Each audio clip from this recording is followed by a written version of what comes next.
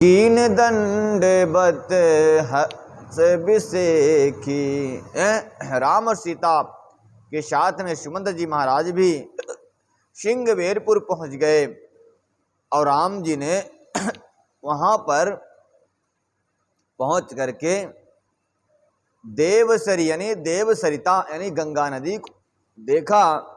राम ने गंगा नदी को देख करके रथ से उतरे और देव नदी गंगा को प्रणाम करने लगे। उसको बंद कर सकते हैं। कीन दंडवत हर्ष देगी। राम जी बड़े प्रसन्न मन से दंडवत किया। मन में बड़ी प्रसन्नता है राम जी के, और माता गंगा को दंडवत कर रहे हैं। कौन कौन? राम जी के साथ में सीता लक्ष्मण जी और उनके सचिव जो हैं मंत्री सुमंत जी महाराज। लखन सचिव सिय किए प्रणामा, शबहि सहित सुख पायहु रामा। लखन जी, सीता जी और सचिव भी प्रणाम करते हैं। इस सारे दृश्य को देख करके राम को बड़ा ही सुख मिला। गंगा सकल मुद मंगल मूला, सब सुख करन हरन सब मूला। गंगा जी का दर्शन मात्र ही समस्त सुख को प्रदान करने वाला है। गंगा जी का स्नान तो मानो समस्त सुखों का मूल ही है।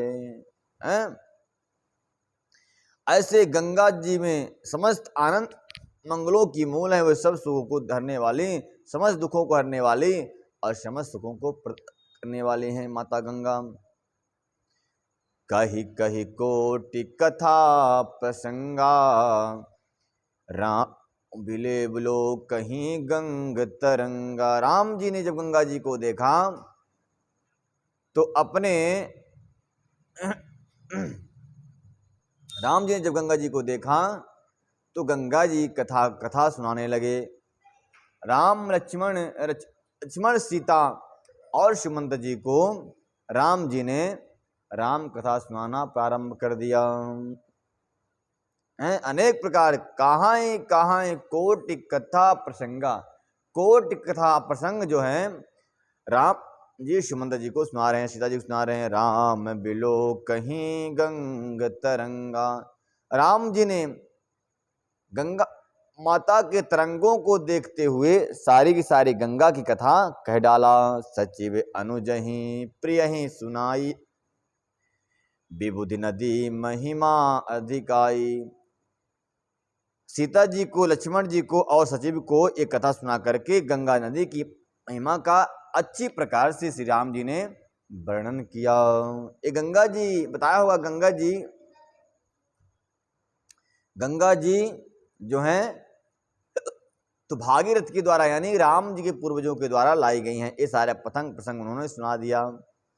मंजन की निपथ श्रम गयहु, सुचि बल विपत मुदित मन भयहु। सुमिरत जाहि मिटई श्रम भारू, तेहि श्रम यह लौकिक व्यवहारो। फिर राम जी, लक्ष्मण जी और समस्त अपने मंत्री साथ में उन्होंने जो है तो वहां पर स्नान किया, मंजन किया, जिसे स्नान ध्यान करने से सारा का सारा इनका श्रम जो है, थकान जो है दूर हो गया। सुचि जल पियत मुदित मन भायहु। पवित्र जल को प्राण करने से राम जी का मन बड़ा प्रसन्न हो गया। और सुमिरत जाहि मिटई श्रम भारू। कहते हैं जिसका सुमिरन करने से मात्र से श्रम चला जाता है, ते अब श्रम या लौकिक व्यवहारू। या लौकिक श्रम क्यों नहीं चला जाएगा जो माता गंगा जी का स्पर्श कर लेगा। गोस्वामी जी कहते हैं कि वैसे तो राम जी, भगवान राम को कोई थका नहीं सकता, उनमें कभी थकान आती नहीं, क्योंकि संसार से परे हैं, परमात्मा है, नारायण है। समस्त संसार उन जिनका नाम लेकर मात्र अपने संसार के थकान को दूर करता है, नाम जपन करके अपने क्लेश को दूर कर लेता है। क्या उन राम को वनवास में कभी थकान लगेगा? नहीं लगेगा। परंतु राम जी नर लीला कर रहे हैं, मर्यादा पुरुषोत्तम श्री राम जो है नरलीला कर रहे हैं, इसमें लौकिक थकान को प्रकट कर रहे हैं, संसार को दिखाने के लिए। यही सब प्रेम मृदु बचन सुहाए, बहुविधि लोग राम समझाए। किए धर्म उपदेश घनेरे, लोग प्रेम बस फिर ही न फेरे। प्रेम से युक्त कोमल और मधुर वचन को कहकर श्री राम जी ने बहुत प्रकार से लोगों को समझाया। हे भाइयों, मेरे वियोग में दुखी मत रहो। लोगों को समझाते हैं, अनेक प्रकार का दृष्टांत भी देते हैं और समझाते हैं।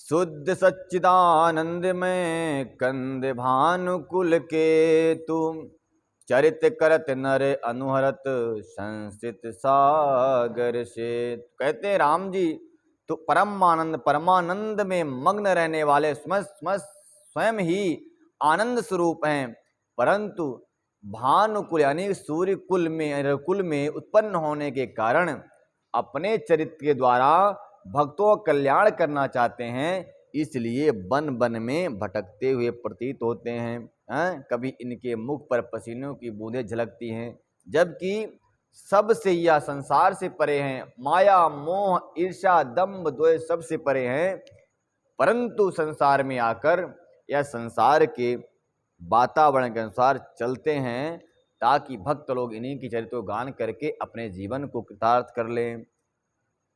गोस्वामी जी वर्णन करते हैं, शुद्ध प्रकृति जन त्रिगुणों से रहित माया अतीत, माया से परे परमात्मा दिव्य मंगल विग्रह सच्चिदानंद स्वरूप आनंद कंद रूप सूर्य कुल के ध्वज रूप भगवान श्री राम जी मनुष्य के सहित ऐसा चरित्र करते हैं जो संसार रूपी समुद्र को पार उतरने के लिए भक्तों के लिए पुल के समान है। भक्त लोग क्या करते हैं, इन्हीं चरित्रों को गान करके, इन्हीं चरित्र को श्रवण करके उस संसार के भाव से वो पार हो जाते हैं।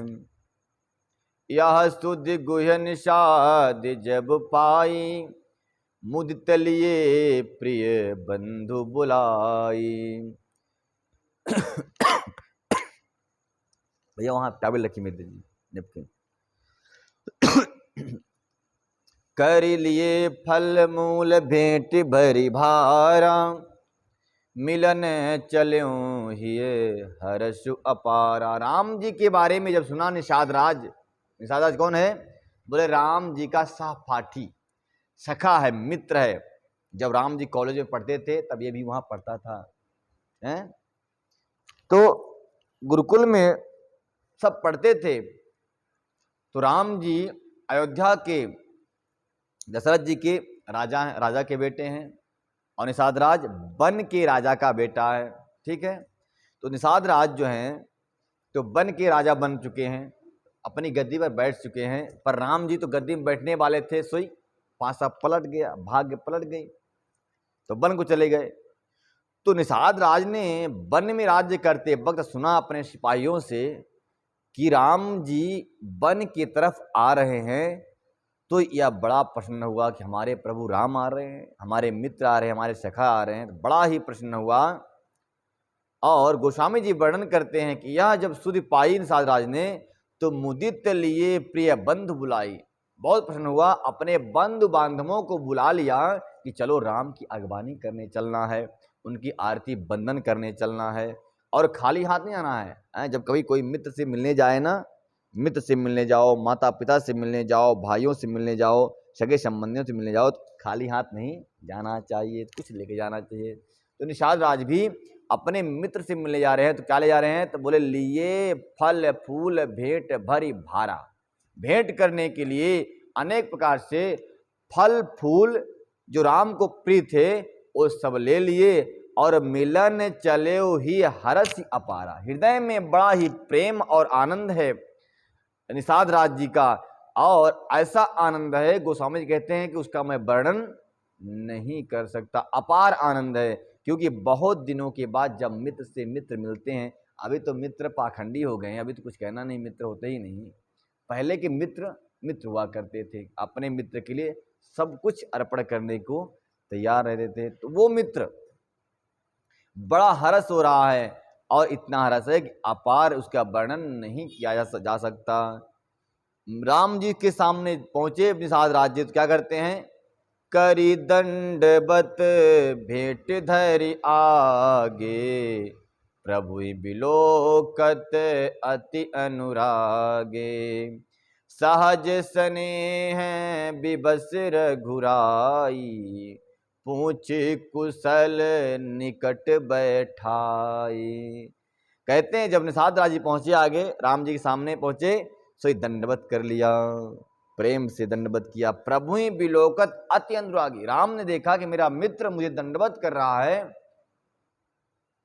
तो बड़े अनुराग, बड़े प्रेम से उनको देखने लगे, बड़े ध्यान से देखने लगे कि वही मित्र है, अभी तो बड़ा हो गया है।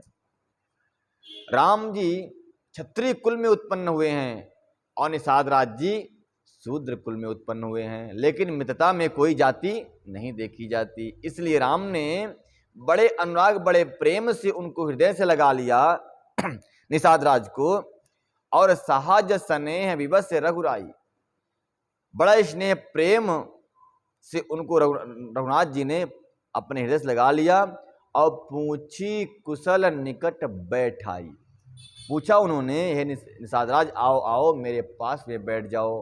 बैठ गए। पूछा, कहो मित्र कैसे हो? बोले ठीक हूँ, और बताओ समय पर विवाह विवाह किया कि नहीं किया? कॉलेज में मिले थे, स्कूल में छोटे छोटे थे, अभी बड़े हो गए, राज्य बन गए। बोले विवाह विवाह किए कि नहीं? कैसी पत्नी बच्चे कैसे हैं? निषाद ने हाथ जोड़ा, प्रभु आपकी कृपा से सब कुछ अच्छा ही है, आपकी कृपा सदा बनी रहे, जिस पे हो जाए उसका कभी अमंगल हो सकता है क्या? हे प्रभु हमारा सब अच्छा ही है, कहिए आप किस काम से इस दास को दर्शन दिया? अब मैं तो बहुत ही भाग्यशाली हूं जो आपके दर्शन किए, ऐसा कह रहा है। बहुत सुंदर बात कह रहा है। नाथ कुशल पद पंकज देखे, भयहु भाव भाजन जन लेखे, देव धरनी धनु धाम तुम्हारा, मैं जनु नीच सहित परिवारा। कहता है निषाद राज, हे भगवान मैं नीच सकल परिवार से आपकी सेवा में नियुक्त हूं। क्यों? नाथ, राम ने कहा बताओ कुशल तो है ना? तो कह रहा है निषाद राज, हे नाथ, हे राम जी, आपके चरणों का दर्शन करने के बाद वो कौन सा अभागा होगा जिसका कल्याण न हो जाए, जिसका कुशल न हो जाए।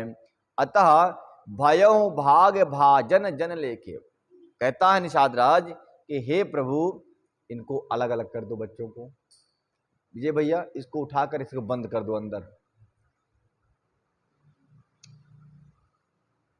तो गोस्वामी जी कहते हैं कि निषाद राज कहते हैं कि भगवान आपके चरणों के दर्शन प्राप्त करने के बाद कोई शंका है क्या, कोई कुशलता ना हो वहां पे? इसका मतलब हर तरह से वह कुशल हो जाता है। हे स्वामी भयहु भाग भाजन जन लेके, हमारा तो नाम उन भाग्यशाली ऋषियों में जुड़ गया जो सदा ही आपका चिंतन करते रहते हैं। और हे प्रभु राम, आज मैं भाग्यवश भाग्यवान पुरुषों की गिनती में आ गया। हे देव, यह पृथ्वी धन और सब घर आपका ही है, मैं तो सपरिवार सहित नीच आपका दास ही हूँ। कह रहा है कि घर परिवार स्त्री पुत्र जो हैं सब आपको समर्पित हैं, और यह दास परिवार सहित आपकी सेवा में नियुक्त है। कहिए हमारे लिए क्या आज्ञा होती है? कृपा करिए पूरे धारियो पाऊ, थापिय जनु जन लोग सिहाऊ, कहूँ सत्य सब सखा सुजाना, मोहि दीन पितु आयसु आना। निषाद राज बहुत सुंदर बात कह रहे हैं कि अब कृपा करके सिंगूरपुर में पधारिए और इस दास की प्रतिष्ठा बढ़ाइए। हे नाथ, अभी आप जल्दी जाना मत, 2-4-6 महीने यहाँ रहकर सेवा का अवसर दे कर जाइए। आप मेरे साथ रहेंगे तो मेरी प्रतिष्ठा इस संसार में बढ़ जाएगी, हमारे नगरवासी प्रजा लोग हमारी इज्जत करने लग जाएंगे। किसी प्रतिष्ठित व्यक्ति के साथ में चलने से क्या होता है? क्या होता है? प्रतिष्ठा बनती है, और किसी गंदे व्यक्ति के साथ में चलने से प्रतिष्ठा डाउन हो जाती है। इसलिए निषाद राज कहते हैं, हे राम प्रभु राम, आपके साथ में रहने से मेरी प्रतिष्ठा बढ़ जाएगी, इसलिए आप 2-4-6 महीने यहीं रहिए और हमको सेवा करने का अवसर दे दीजिए। उसको मालूम ही नहीं बेचारे को कि राम को वन दे दिया गया है। वो सोच रहा है घूमने से फिरने आए होंगे तो रहेंगे, अच्छी बात है। तो कृपा करें पूरे धरे उपाऊ, अब कृपा करके पूरा सिंहवेरपुर में पधारिए, इस दास की प्रतिष्ठा बढ़ाइए, जिससे सब लोग मेरे भाग की बड़ाई करें। राम जी ने कहा, हे सुजान, कहूँ सत्य सब सखा सुजाना। राम ने कहा, हे मित्र, मैं सत्य कहता हूँ, हे सखा, सत्य बात को सुनो क्या। मोहि दीन पितु आय सुआना। हे, तुमने जो कुछ कहा वह सब सत्य है, परंतु पिताजी ने मुझको आज्ञा दी है। क्या आज्ञा दी है? ये कहते हैं कि बरस 4 बासुबन मुनि व्रत बेसुनार आहारु। ग्राम बासु नहीं उचित सुनी, गुहियई भयहु दुख भार। कहते हैं राम जी कि हे मित्र, आपकी बात सत्य है, मैं आपके नगर में रह सकता था, लेकिन पिता की आज्ञा नहीं है। अरे पिता की आज्ञा क्या हुआ? पिता ने मेरे घर में रहने के लिए मना किया क्या? वह नहीं, आपके घर में नहीं, बल्कि संसार में जितने घर हैं, नगर हैं, उन नगर में जाने के लिए भी मना किया है। तो बोले, तो क्या कहा है? बोले कि राम, आप वन को जाओ, पर किसी के नगर में मत जाना। आहा, ऐसी बात को सुनकर के निषाद आज बड़े ही दुखी हुए। बोले, ऐसा कठिन आदेश आज्ञा आपके लिए क्यों किया? राम जी कुछ बोल न सके। आगे क्या बोलते हैं सुन लीजिए। राम लखन सिय रूप निहारी, कहाँ सप्रेम ग्राम नर नारी। ते पितु मातु कहूँ सखी कैसे, जिनहि पठाए बन बालक ऐसे। बड़े ही उचित, बड़े ही दुखी हुए वहाँ के नगरवासी नर नारी। गोस्वामी जी वर्णन करते हैं कि जब राम जी ने ऐसी बात कही, तब राम जी को बड़े गौर से वहाँ के नगरवासी पुरवासी लोग देखने लगे, फोकस करने लगे। पहले तो नहीं फोकस किया, क्योंकि राजकुमार हैं, आए हैं घूमने, चले जाएंगे। परंतु जब ये सुना कि राम जी को वनवास दे दिया गया है, तब बड़े गौर से कि इनको वनवास दिया गया, जो फूल से भी कोमल हैं, राम लक्ष्मण और सीता जी, इनको वनवास दे दिया गया। आराम राम, ये नर नारी आपस में बातचीत करने लगे और कहते हैं, हे सखी, स्त्रियां कहती हैं, हे सखी, देखो देखो कैसे ऐसे दुष्ट माता पिता हैं, अपने पुत्र को, कोमल पुत्रों को, अपने पुत्र वधू को वनवास दे दिया है। कैसे निठुर लोग हैं। जिन्हें पठाए वन बालक ऐसे, जिन्होंने ऐसे बालकों को वन दे दिया, मतलब ऐसे बालक मतलब सुकुमार बालक, सुकुमार बालकों को वन दे दिया।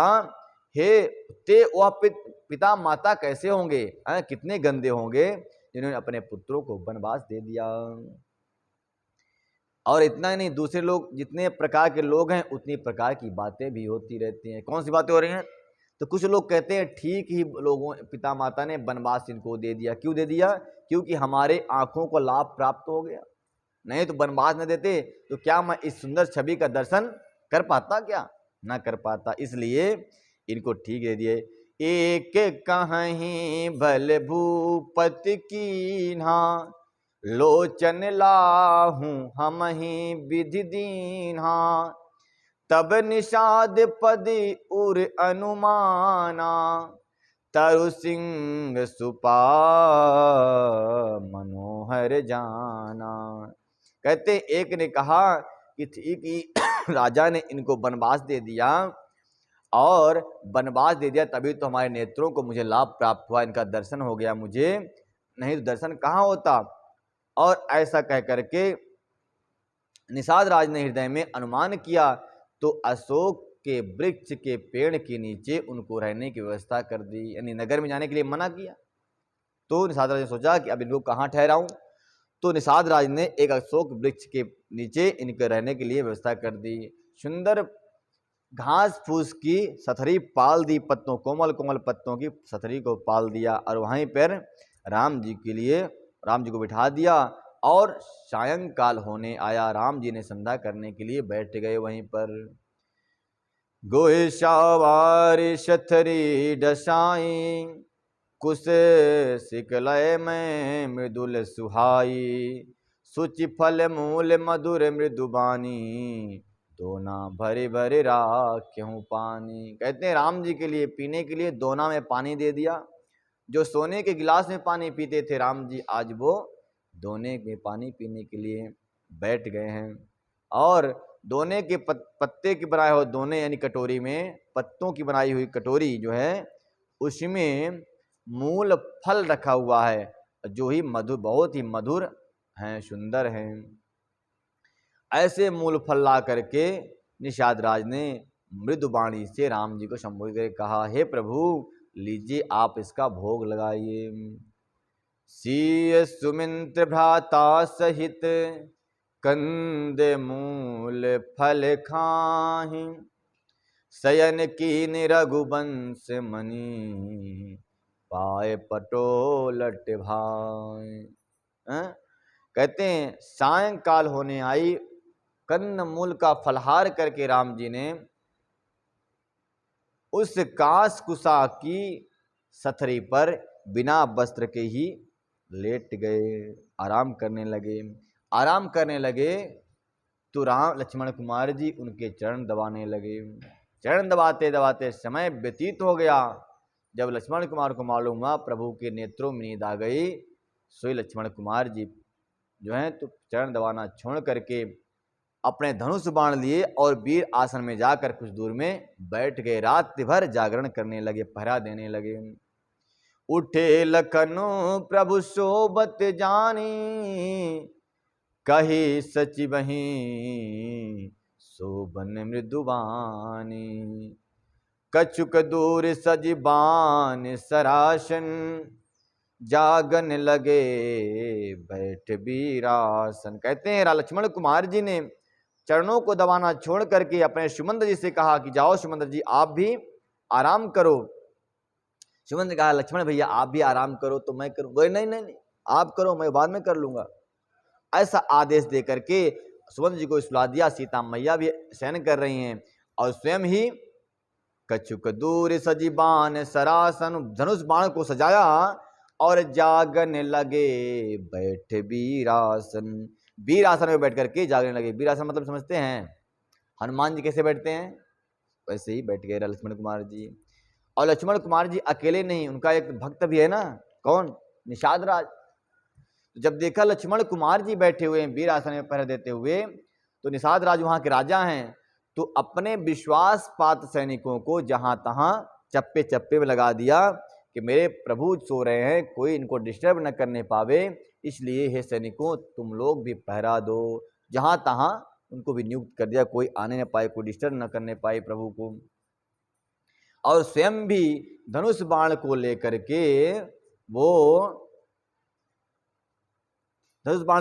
के वो लक्ष्मण जी के पास पहुंच गया। देखिए आप लक्ष्मण जी के पास पहुंचा, क्या हुआ, विभीषण जी हनुमान जी के संग किए तो क्या मिला उनको, विभीषण जी ने हनुमान जी का संग किया तो क्या मिला, सत्संग मिला।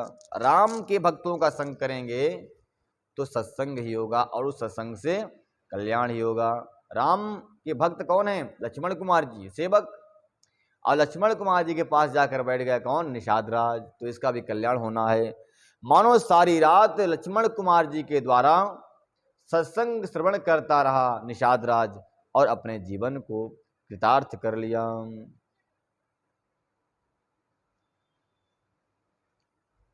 गुहि बुलाए पहरा प्रतीति, ठव ठव राखे अति प्रसप्रीति, आप लखन पहीं बैठे जाई, कटि बांधी सरि चाप चढ़ाई। कहते लक्ष्मण जी कुमार के पास में बैठ गया, समस्त पहरा लगा दिया और बड़े प्रेम से लक्ष्मण जी कुमार के पास बैठ करके स्वयं भी धनुष बाण धारण कर लिया।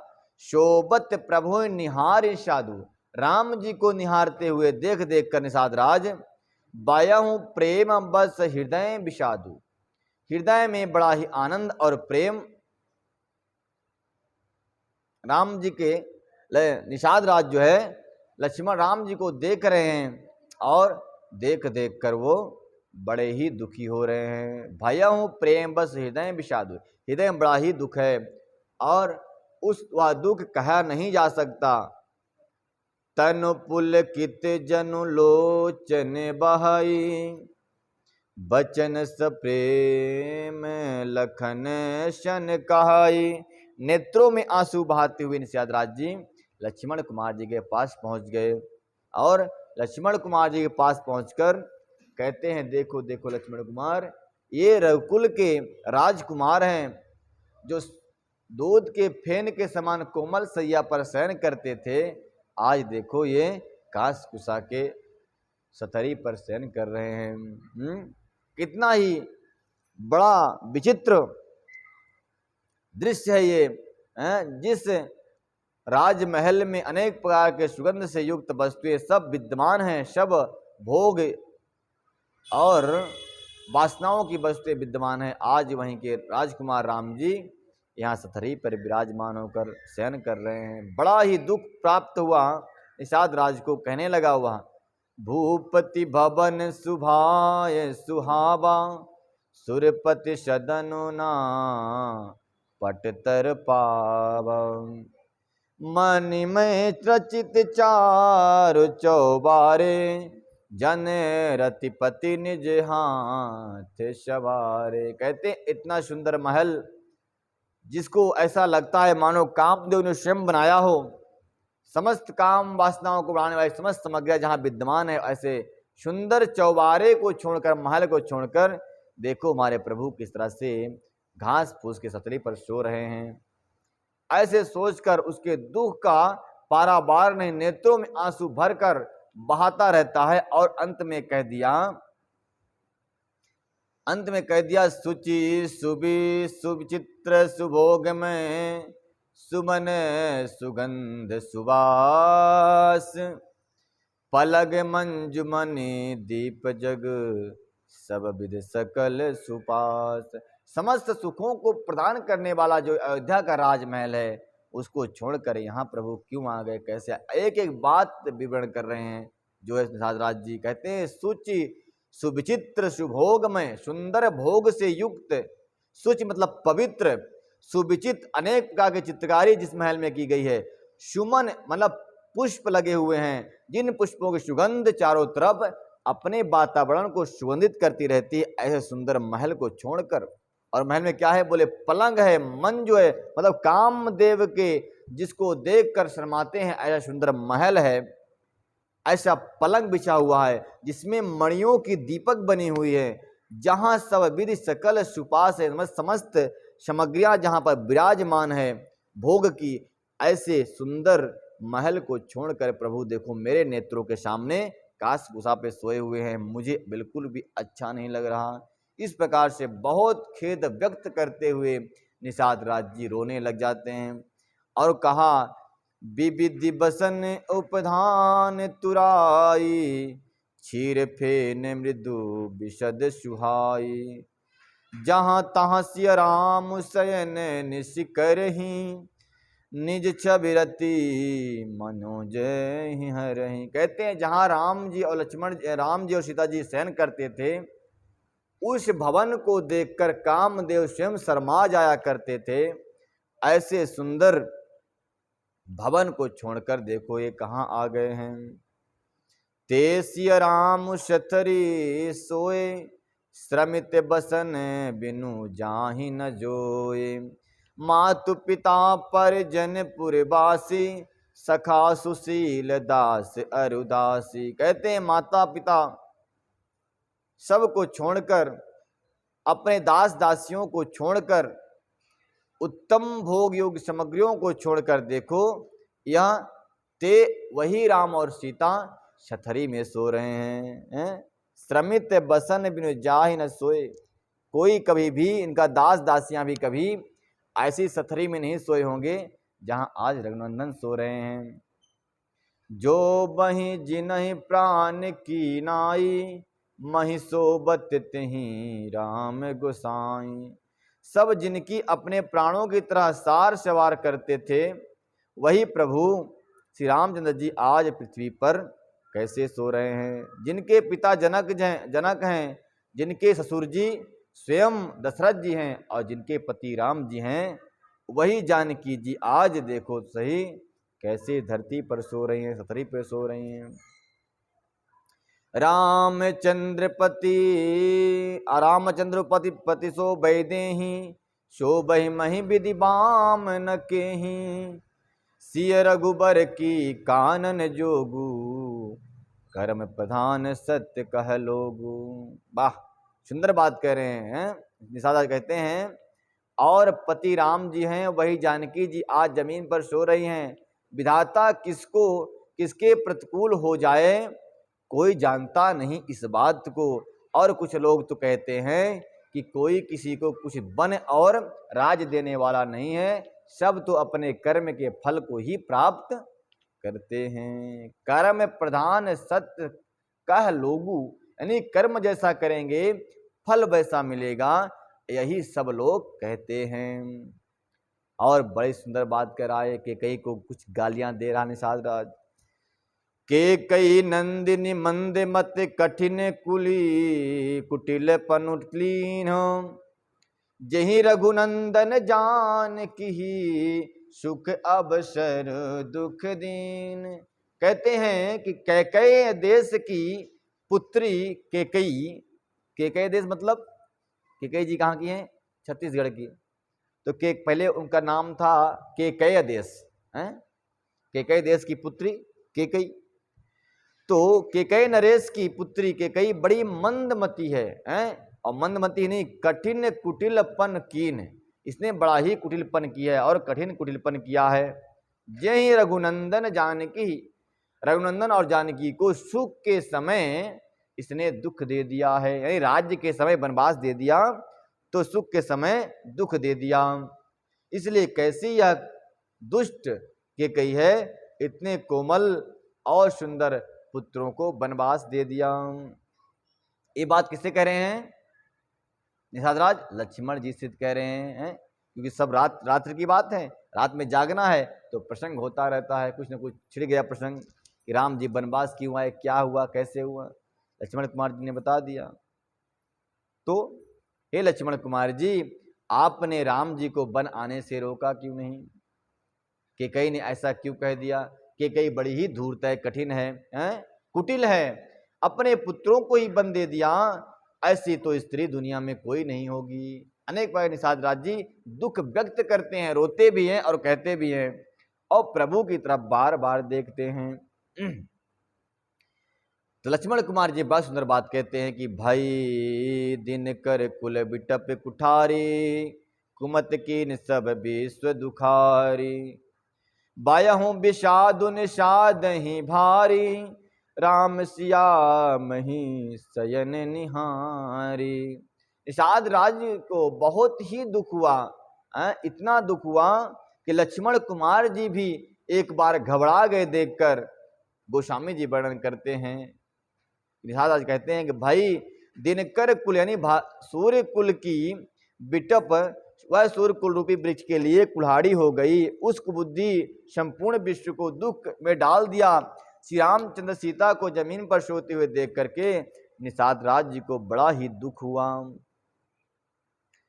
तब जब निषाद राज जी को दुख हुआ, तब लक्ष्मण कुमार जी उनके दुख को हरण करने वाली वाणी का प्रयोग कर दिया। लक्ष्मण कुमार कौन है? बोले परम योगी हैं, संत हैं, और संतों को किसी के वन हो जाने से, किसी को राज्य मिल जाने से सुख और दुख नहीं होता। जो वैरागी है उसे क्या सुख दुख, चाहे हलवा मिल जाए चाहे नमक रोटी मिल जाए, वो दोनों में खुश रहता है। लक्ष्मण कुमार जी साक्षात वैराग की मूर्ति हैं, ठीक है। तो वैराग की मूर्ति जब लक्ष्मण कुमार जी हैं तो क्या बोलेंगे? वैराग की बात बोलेंगे ना। तो ज्ञान वैराग से सनी हुई बातों को कहा।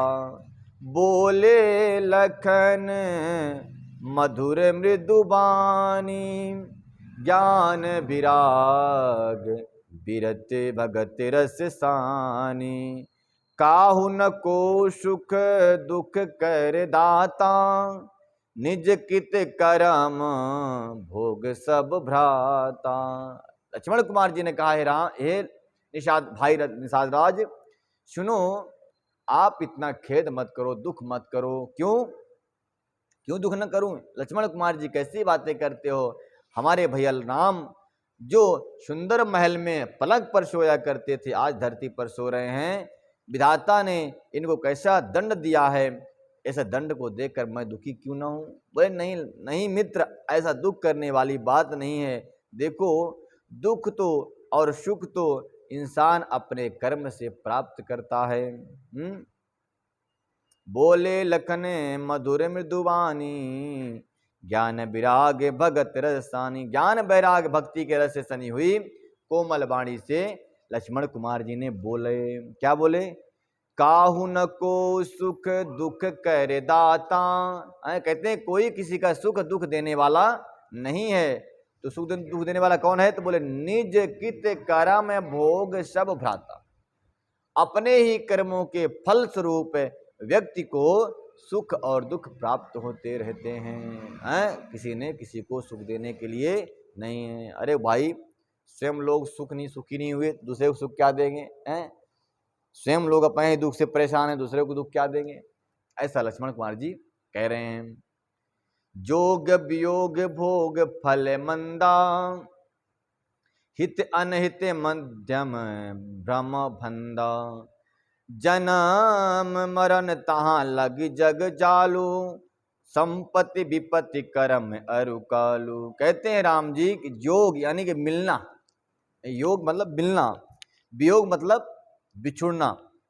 कहते हैं यह भी अपने कर्म से ही मिलता है। किसी से संयोग वियोग बिछुड़ना, भरे बुरे भोग शत्रु मित्र उदासीन, ये सभी भ्रम के फंदे हैं। हे निषाद राज, जन्म मृत्यु संपत्ति विपत्ति कर्म और काल, जहां तक जगत में जंजाल हैं, ये सब कुछ ये माया मात्र का लेस है। ये तो माया है मिलना बिछुड़ना और सुख और दुख, संपत्ति विपत्ति, यह एक माया स्वरूप है। यह सत्य नहीं है, यह भ्रम मात्र है। जैसे कह रहे हैं, जैसे कोई सो जाने के पश्चात स्वप्न देखता है, स्वप्न देखता है तो माया निशा में सोया तो स्वप्न देखने लगा कि मैंने आज जहर पी लिया। स्वप्न में कोई जहर पी ले सोते हुए तो क्या मरेगा? नहीं मरेगा। और स्वप्न में कोई मिठाई खा ले तो उसको शुगर बढ़ेगी क्या? नहीं बढ़ेगी। उसी प्रकार से स्वप्न में किया हुआ कर्म जिस प्रकार से निष्फल हो जाता है, उसी प्रकार हे निषाद राज, इस संसार में जितने भी कृत्य हो रहे हैं, जितने भी कार्य किए जा रहे हैं, यह स्वप्न के समान है, ये यथार्थ सत्य नहीं है। जैसे जो भी आप देख रहे हैं, आज जो वस्तु दिखाई दे रही है, स्त्री पुत्र सगे संबंधी यार दोस्त, तो 200 साल पहले ये थे कि आपके साथ में नहीं थे? आप ही नहीं थे तो कहां से रहेंगे? जीवन नहीं था और जन्म नहीं था तो भी कहां से होंगे? हमारा घर द्वार परिवार कहां था? नहीं था। आज है और कल नहीं रहेगा। ठीक उसी प्रकार से आज सुख है तो कल नहीं रहेगा, आज दुख है तो कल नहीं रहेगा। आज सुख है तो कल दुख आएगा, और कल दुख है तो आज सुख आएगा। आज जन्म है तो कल मृत्यु होगी, आज आया है तो कल जाएगा। इसी प्रकार से हे निषाद राज, संसार का चक्र चलता रहता है। यहाँ किसी को कोई सुख और दुख देने वाला नहीं है। सुख दुख अपने ही कर्मों का फल है, और इसी को अपना मान करके बड़े प्रेम से भोगना चाहिए। जिस प्रकार से डॉक्टर के पास पहुंचे आप, डॉक्टर ने कहा बेटा आ जाओ मेरे पास। क्या हुआ? बोले बीमारी लग गई। क्या? बोले बुखार हो गई। डॉक्टर ने एकदम निकाला अपने घूंटी और पिला दिया, बड़ी मीठी लगी। तो बेटा कहते हैं डॉक्टर साहब थोड़ा और पिला दो, बड़ी अच्छी लग रही है मुझे। चॉकलेट पिला दिया आपने मुझे। बोले ठीक है आज अब पिला देता हूँ। तो मीठी वाली बहुत अच्छे से पिला, लेकिन अब जब कड़वा काढ़ा पिला दिया, सही अरे अरे अरे ये तो कड़वा पिला दिया काढ़ा। तो अगर आपने मीठी पी है तो तीखी भी पीना सीख लो। अगर आपने सुख भोगा है तो दुख भी भोगना सीख लो, क्योंकि निश्चित रूप से आएगा। गोस्वामी जी वर्णन करते हैं कि प्रेमी से मिलने पर जो सुख की अनुभूति होती है, शत्रु से मिलने पर वो नहीं होती है। प्रेमी अगर मिले तो बड़ा सवारी है, बाप लगता है जान में जान आ गई, और बिछुड़ जाए तो लगता है प्राण लेके चला गया, और शत्रु मिले तो लगता है प्राण ले लेगा, और बिछुड़ जाए तो लगता है जान में जान आ गई। सर्प मान लो आ जाए, आप सो रहे हो और सर्प बैठ जाए यहां पर, आप गोद में आकर ऐसा करके बैठ जाए, अब तो लगेगा भाई प्राण निकल गए, अब प्राण निकल गए सर्प को देखकर। और सोई सर्प कुछ किए बिना चुपचाप निकल जाए तो क्या बोलोगे? अरे प्रभु दूसरा जन्म हुआ है। तो एक मिलंत दुख दारुण दीन्हा, दूसरा बिछुड़त प्राण हर लीना।